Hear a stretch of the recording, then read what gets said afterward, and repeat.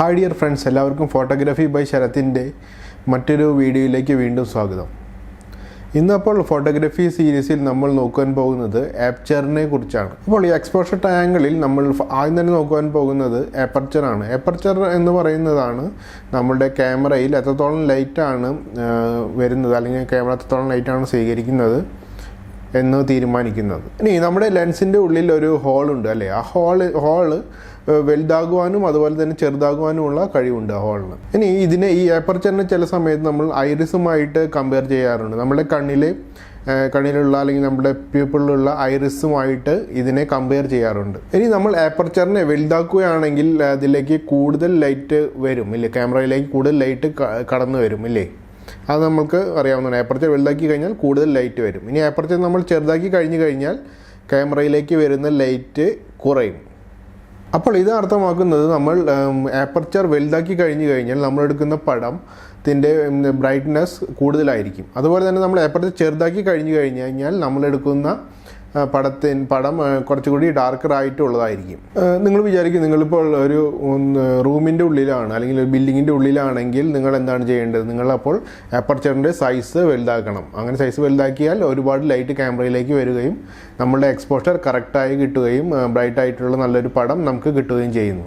ഇപ്പോൾ ഉദാഹരണം പറഞ്ഞു കഴിഞ്ഞാൽ നമ്മൾ പുറമെ പോയിട്ട് വീടിൻ്റെ ഉള്ളിലേക്ക് അല്ലെങ്കിൽ റൂമിലേക്ക് പെട്ടെന്ന് കടന്നു വരികയാണെങ്കിൽ നമ്മുടെ കണ്ണിന് എന്താണ് സംഭവിക്കുന്നത്? നമ്മളുടെ കണ്ണിൻ്റെ പ്യൂപ്പിൾ വികസിക്കുന്നു അല്ലേ.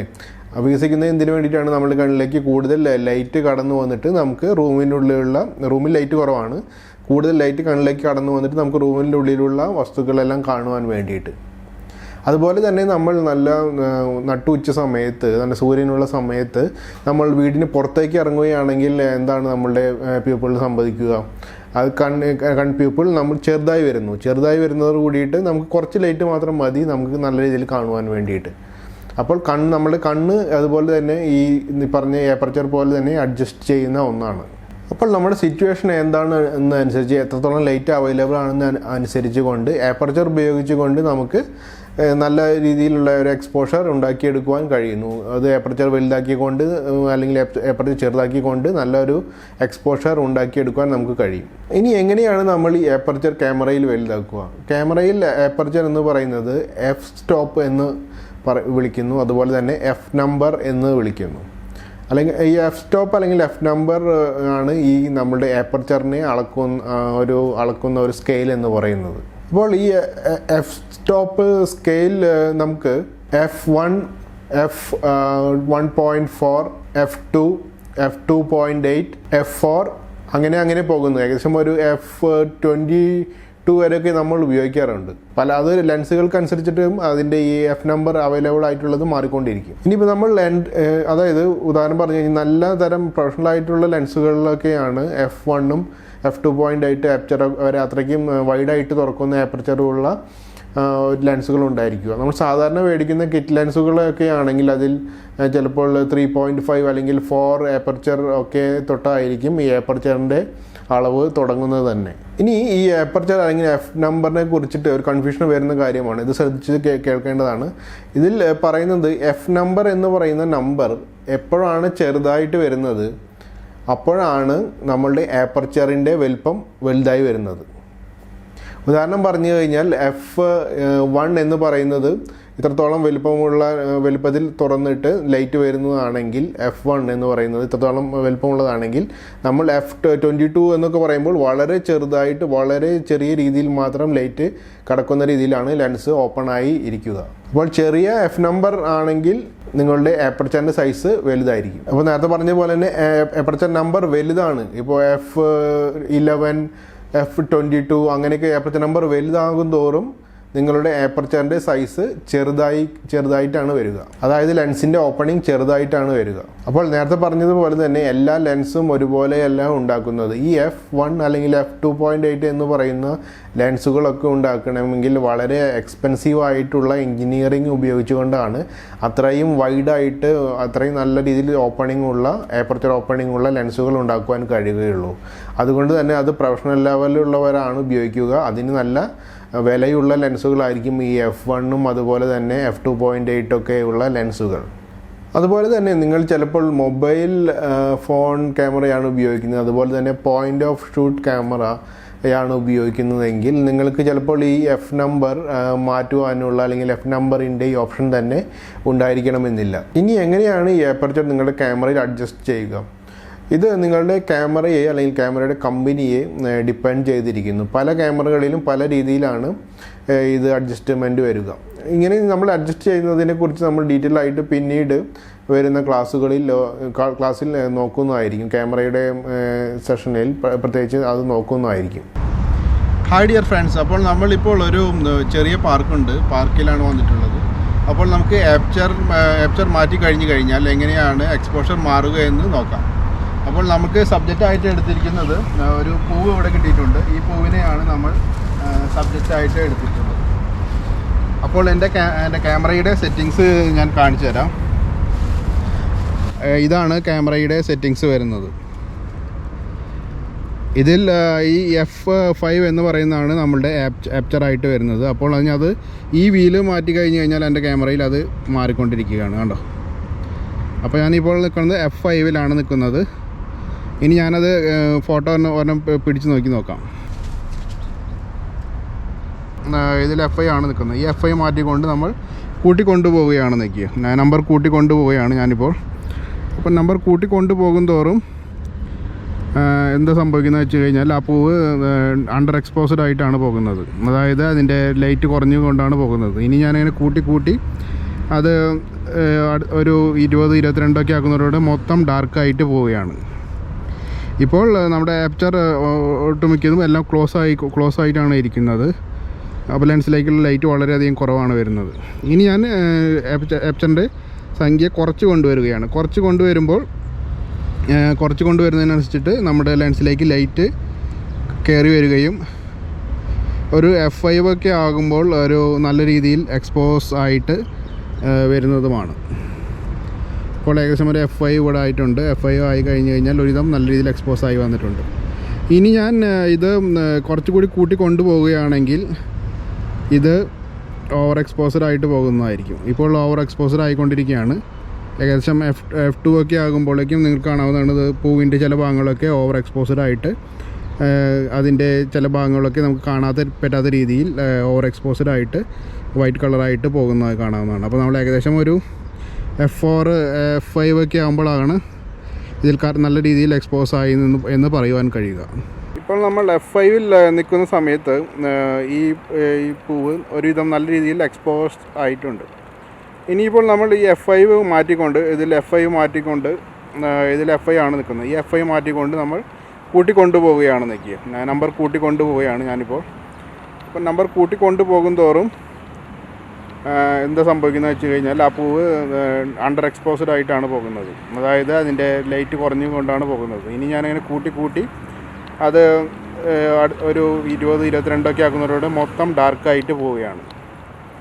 ഇപ്പോൾ നമ്മുടെ ആപ്പർച്ചർ ഒട്ടുമിക്കതും എല്ലാം ക്ലോസ് ആയിട്ടാണ് ഇരിക്കുന്നത്. അപ്പോൾ ലെൻസിലേക്കുള്ള ലൈറ്റ് വളരെയധികം കുറവാണ് വരുന്നത്. ഇനി ഞാൻ ആപ്പർച്ചറിൻ്റെ സംഖ്യ കുറച്ച് കൊണ്ടുവരുന്നതിനനുസരിച്ചിട്ട് നമ്മുടെ ലെൻസിലേക്ക് ലൈറ്റ് കയറി വരികയും ഒരു F5 ഒക്കെ ആകുമ്പോൾ ഒരു നല്ല രീതിയിൽ എക്സ്പോസ് ആയിട്ട് വരുന്നതുമാണ്. ഇപ്പോൾ ഏകദേശം ഒരു F5 ഇവിടെ ആയിട്ടുണ്ട്. F5 ആയി കഴിഞ്ഞാൽ ഒരുവിധം നല്ല രീതിയിൽ എക്സ്പോസ് ആയി വന്നിട്ടുണ്ട്. ഇനി ഞാൻ ഇത് കുറച്ചുകൂടി കൂട്ടി കൊണ്ടുപോവുകയാണെങ്കിൽ ഇത് ഓവർ എക്സ്പോസർ ആയിട്ട് പോകുന്നതായിരിക്കും. ഇപ്പോൾ ഓവർ എക്സ്പോസർ ആയിക്കൊണ്ടിരിക്കുകയാണ്. ഏകദേശം F2 ഒക്കെ ആകുമ്പോഴേക്കും നിങ്ങൾക്ക് കാണാവുന്നതാണ് പൂവിൻ്റെ ചില ഭാഗങ്ങളൊക്കെ ഓവർ എക്സ്പോസഡ് ആയിട്ട് അതിൻ്റെ ചില ഭാഗങ്ങളൊക്കെ നമുക്ക് പറ്റാത്ത രീതിയിൽ ഓവർ എക്സ്പോസഡ് ആയിട്ട് വൈറ്റ് കളറായിട്ട് പോകുന്നത് കാണാവുന്നതാണ്. അപ്പോൾ നമ്മൾ ഏകദേശം ഒരു F4 F5 ഒക്കെ ആകുമ്പോഴാണ് ഇതിൽ നല്ല രീതിയിൽ എക്സ്പോസ് ആയി എന്ന് പറയുവാൻ കഴിയുക. ഇപ്പോൾ F5 വെച്ചുകൊണ്ട് നമ്മളൊരു ഫോട്ടോ എടുക്കാൻ പോവുകയാണ് ഈ പൂവിൻ്റെ. അപ്പോൾ ഇതിൻ്റെ ഒരു ഫോട്ടോ നമ്മളിപ്പോൾ എടുക്കുകയാണ്. ഇതൊരുവിധം നല്ല രീതിയിൽ എക്സ്പോസ് ആയിട്ടുണ്ട്.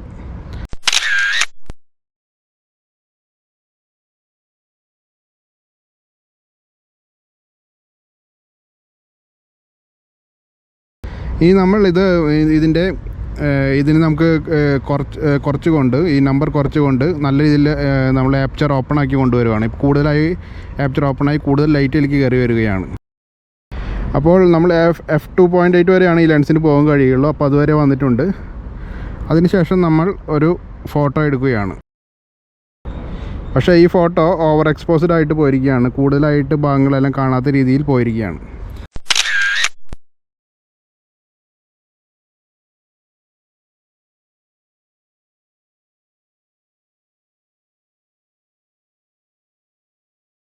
ഇനി നമ്മളിത് നേരെ മറിച്ചുകൊണ്ട് നമ്മളിത് കൂട്ടിക്കൊണ്ട് ഒരു F20 വരെയൊക്കെ പോവുകയാണെങ്കിൽ, അപ്പോൾ ഫോട്ടോ എടുക്കുകയാണെങ്കിൽ എന്താണ് സംഭവിക്കുക എന്ന് നോക്കാം. ഏപ്പർച്ചർ വാല്യൂ നമ്മൾ കൂട്ടിക്കൊണ്ടുപോയി അതിൻ്റെ ലെൻസിലേക്ക് വരുന്ന ലൈറ്റ് കുറച്ചുകൊണ്ട് ഏപ്പർച്ചറിനെ ചെറുതാക്കി കൊണ്ട് വരികയാണ്. അങ്ങനെ നമ്മളൊരു F18 ആയിട്ട് ഒരു ഫോട്ടോ എടുക്കാൻ ശ്രമിക്കുകയാണ്. അങ്ങനെ നമ്മളൊരു ഫോട്ടോ എടുക്കുകയാണെങ്കിൽ അത് അണ്ടർ എക്സ്പോസ്ഡ് ആയിട്ടുള്ള ഫോട്ടോയാണ് ഇപ്പോൾ കിട്ടിയിരിക്കുന്നത്.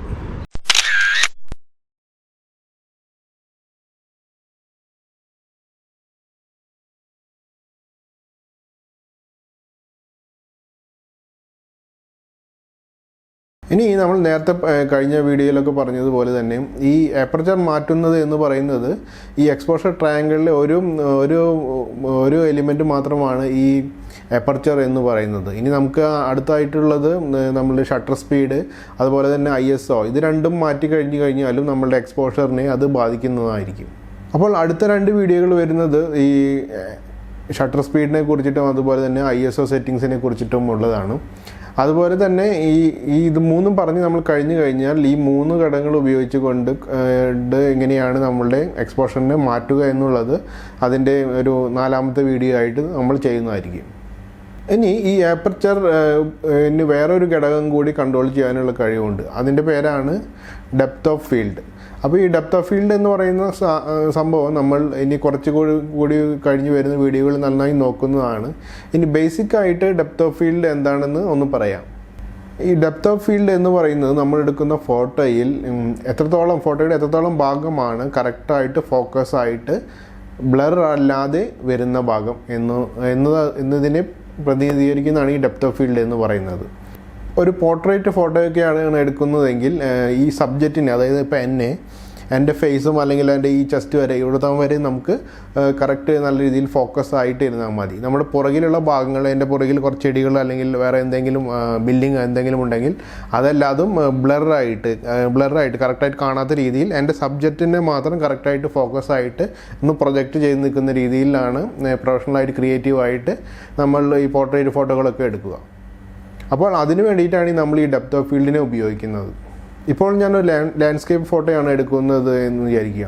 ഒരു ഭൂപ്രദേശത്തിൻ്റെ ഒരു ഫോട്ടോയാണ് എടുക്കുന്നതെങ്കിൽ എനിക്ക് ആ ഫോട്ടോയിൽ എല്ലാ ഭാഗങ്ങളും സെൻറ്റർ മാത്രം പോരാ, എല്ലാ ഭാഗങ്ങളും എനിക്ക് നല്ല രീതിയിൽ ഫോക്കസായി വരണമെങ്കിൽ ഞാൻ ഈ F നമ്പർ അല്പം കൂട്ടി വയ്ക്കേണ്ടതാണ്. അത് ഉദാഹരണം പറഞ്ഞു കഴിഞ്ഞാൽ ഒരു F11 തൊട്ടിട്ടുള്ള നമ്പറൊക്കെ വെച്ച് കഴിഞ്ഞാൽ, അല്ലെങ്കിൽ F8 തൊട്ട് F11 തൊട്ടുള്ള നമ്പറുകളൊക്കെ വെച്ച് കഴിഞ്ഞാൽ മാത്രമാണ് എൻ്റെ ഫോട്ടോയുടെ എല്ലാ ഭാഗത്തും കറക്റ്റായി നല്ല രീതിയിൽ എല്ലാ കാര്യങ്ങളും കാണുവാൻ രീതിയിൽ ഫോക്കസായി കിട്ടുകയുള്ളൂ. നേരെ മറിച്ച് ഞാനൊരു പോർട്രേറ്റ് ഫോട്ടോയാണ് എടുക്കുന്നതെങ്കിൽ എൻ്റെ ലെൻസിൽ F2.8 അല്ലെങ്കിൽ F1 വരെയൊക്കെ പോകുന്നുണ്ടെങ്കിൽ ഞാൻ ആ F1 അല്ലെങ്കിൽ F2.8 ഏപ്പർച്ചറിലേക്ക് മാറ്റുകയാണെങ്കിൽ എൻ്റെ ഈ മുഖവും അതുപോലെ തന്നെ എൻ്റെ ഈ ഇത്രത്തോളം ബോഡിയും മാത്രമാണ് അതിൽ കറക്റ്റായി ഫോക്കസായി വരികയുള്ളൂ. ബാക്കി പുറകിലുള്ള അനാവശ്യമായ കാര്യങ്ങളെല്ലാതും ഫോക്കസ് അല്ലാതെ പോകുന്നു. അപ്പോൾ നമ്മൾ എടുക്കുന്ന ഫോട്ടോ നല്ല പ്രൊഫഷണലായിട്ടുള്ള ഒരു ലുക്ക് കിട്ടുന്നു. ഇനി ഇത് എങ്ങനെയാണ് ആപ്പർച്ചറിനെ എഫക്റ്റ് ചെയ്യുക എന്നുള്ളത് നമുക്ക് നോക്കാം. അതായത് ഒരു വൈഡായിട്ട് ഓപ്പൺ ആയിരിക്കുന്ന ഒരു ആപ്പർച്ചർ ആണെങ്കിൽ അതിൽ കാണുന്ന ഭാഗം നല്ല രീതിയിൽ ഫോക്കസായി വരുന്ന ഭാഗം നേരത്തെ പറഞ്ഞ പോലെ ഞാൻ എൻ്റെ ഫേസും എൻ്റെ ശരീരവും മാത്രം, ആ ഒരു ചെറിയൊരു ഭാഗം മാത്രമായിരിക്കും നല്ല രീതിയിൽ ഫോക്കസായി വരിക. ഇനി നമ്മൾ ഈ ആപ്പർച്ചറിനെ വൈഡർ അല്ലാതെ അതിന് നേരെ ചെറുതാക്കി കൊണ്ടുവരികയാണെങ്കിൽ ഫോക്കസായി കിട്ടുന്ന ഭാഗം എന്ന് പറയുന്നത് നേരത്തെ പറഞ്ഞ പോലെ ഒരു സീനറിയിലൊക്കെ കിട്ടുന്നത് പോലെ എല്ലാ ഭാഗങ്ങളും ഫോക്കസായി നല്ല രീതിയിൽ നടുക്കുള്ളത് മാത്രമല്ല എല്ലാ ഭാഗങ്ങളും നല്ല രീതിയിൽ ഫോക്കസായി അതിലുള്ള എല്ലാ സബ്ജക്റ്റുകളും എല്ലാ ചെടികളും എല്ലാ ട്രീകളും എല്ലാതും നല്ല രീതിയിൽ ഫോക്കസായി കിട്ടുന്നു. അപ്പോൾ അതിന് നമ്മൾ പറയുന്നത് വൈഡായിട്ടുള്ള അപ്പർച്ചർ വെച്ച് കഴിഞ്ഞാൽ ഷാലോ ഡെപ്ത് ഓഫ് ഫീൽഡ് ആണ് ഉണ്ടാവുക എന്നാണ്. ഇനി ചെറിയ അപ്പർച്ചർ ആണെങ്കിൽ അതിനെ നമ്മൾ പറയുക ഡീപ്പർ ഡെപ്ത് ഓഫ് ഫീൽഡ് ഉള്ള സെറ്റിംഗ് എന്നാണ്. അപ്പോൾ നേരത്തെ പറഞ്ഞതുപോലെ നമ്മളൊരു ഭൂപ്രദേശം മൊത്തം ലാൻഡ്സ്കേപ്പ് ഫോട്ടോ എടുക്കുകയാണ്, അതിലുള്ള എല്ലാ ഭാഗങ്ങളും നല്ല രീതിയിൽ ഫോക്കസായി വരണമെങ്കിൽ നമ്മൾ അപ്പർച്ചർ കുറച്ച് കൊണ്ടുവരേണ്ടതാണ്. നേരെ മറിച്ച് നമ്മളൊരു പോർട്രേറ്റ് ഫോട്ടോയാണ് എടുക്കുന്നത്, നമ്മളുടെ ഫേസ് മാത്രം അല്ലെങ്കിൽ രണ്ടാളുകളുണ്ടെങ്കിൽ ആ രണ്ടാളുകളുടെ ഫേസും ശരീരവും മാത്രം ഫോക്കസായി വരണമെങ്കിൽ നമ്മൾ വൈഡായിട്ട് അപ്പർച്ചർ കൊണ്ടുവരേണ്ടതാണ്. ഇനി നേരത്തെ പറഞ്ഞതൊന്ന് റിമൈൻഡ് ചെയ്യുകയാണ്, നമ്മൾ അപ്പർച്ചർ വലുതാക്കി കൊണ്ടുവരിക എന്ന് പറയുന്നത് കൊണ്ട് ഉദ്ദേശിക്കുന്നത് നിങ്ങളുടെ ക്യാമറയിലെ എഫ് നമ്പർ ചെറുതാക്കി കൊണ്ടുവരിക എന്നുള്ളതാണ്. അതുപോലെ തന്നെ നമ്മളുടെ അപ്പർച്ചർ ചെറുതാക്കി കൊണ്ടുവരിക എന്ന് പറയുന്നത് ഉദ്ദേശിക്കുന്നത് നിങ്ങളുടെ ക്യാമറയിലെ എഫ് നമ്പർ വലുതാക്കി കൊണ്ടുവരിക. അത് ഉദാഹരണം പറഞ്ഞാൽ ഒരു F11 നിന്നും നിങ്ങളുടെ ഒരു F22 വരെയൊക്കെ അങ്ങനെയൊക്കെ വലുതാക്കി കൊണ്ടുവരികയാണ് ഈ ക്യാമറയിലെ ഈ നമ്പർ എഫ് നമ്പർ വലുതാക്കി കൊണ്ടുവരികയാണ് ചെയ്യുക. ഇനി നമ്മൾ ഏപ്പർച്ചറിനെ വേറൊരു കാര്യം കൂടി സ്വാധീനിക്കാനുള്ള കഴിവുണ്ട് എന്ന് പറഞ്ഞില്ലേ, നമ്മൾ അതിനെ ഡെപ്ത് ഓഫ് ഫീൽഡിനെ സ്വാധീനിക്കാനുള്ള കഴിവുണ്ട്. അതായത് ബാക്ക്ഗ്രൗണ്ടിലുള്ള ആ പൂവിൻ്റെ ബാക്ക്ഗ്രൗണ്ടിലുള്ള കാര്യങ്ങൾ കാണുവാനും കാണാതിരിക്കുവാനും സ്വാധീനിക്കുവാനുള്ള കഴിവുണ്ട്. അപ്പോൾ നമുക്ക് ഫസ്റ്റ് തന്നെ ഒരു ഏപ്പർച്ചർ കുറച്ചുകൊണ്ട് എങ്ങനെയാണ് ബാക്കിലുള്ള കാര്യങ്ങളെല്ലാം ബ്ലറാക്കി എടുക്കുക എന്നുള്ളത് നോക്കാം.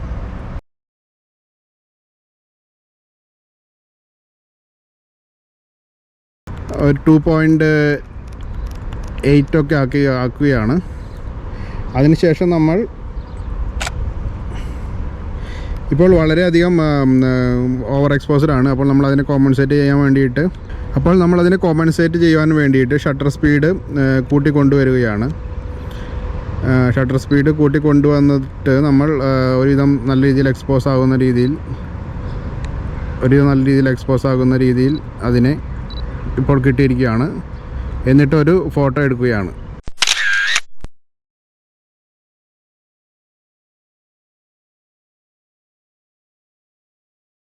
ഇനി അടുത്തതായിട്ട് നമ്മൾ ഇതിൻ്റെ ബാക്ക്ഗ്രൗണ്ടിലുള്ള എല്ലാ കാര്യങ്ങളും നല്ല രീതിയിൽ കാണാവുന്ന രീതിയിൽ നമ്മൾ ഏപ്പർച്ചറിനെ ഒരു F22 വരെയൊക്കെ ഞാൻ കൂട്ടിക്കൊണ്ടുപോകാൻ നോക്കുകയാണ്.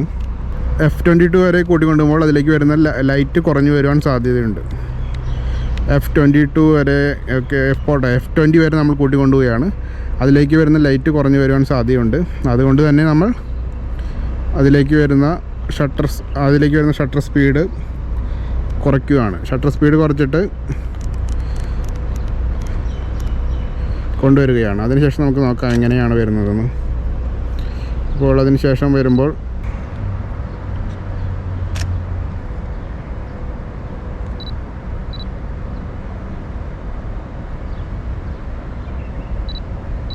ഇനി നമ്മളൊരു ഫോട്ടോ എടുക്കുവാൻ പോവുകയാണ്. അപ്പോൾ നമുക്ക് നോക്കാം അതിൻ്റെ ബാക്ക്ഗ്രൗണ്ടിലുള്ള